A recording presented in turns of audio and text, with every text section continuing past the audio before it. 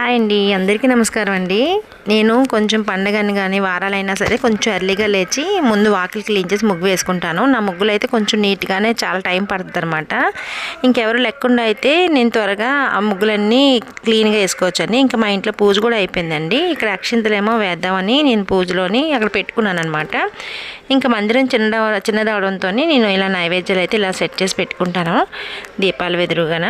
మళ్ళీ ఇంకా అక్కడ నుంచి నేను సాయంత్రం గడపలో దీపాలు వెలిగించుకున్నానండి. మాకు ఎదురుగాలు రావడంతో గడపలో దీపాలు అలా ఇదవుతుంటాయి, అందుకే చూస్తూనే ఉంటానన్నమాట.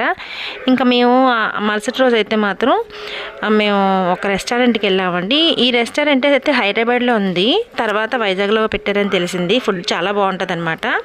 ఇది అకేషనల్ వైజ్గా అయితే మా అమ్మాయి బర్త్డే కానీ వచ్చామండి. అలాగే మీరు ఎవరైనా నా ఛానల్ కొత్తగా చూస్తే తప్పకుండా సబ్స్క్రైబ్ చేసుకోండి, లైక్ చేయండి. ఇంకా మంచి మంచి వీడియోలతో మళ్ళీ మిమ్మల్ని కలుస్తానండి. Thank you for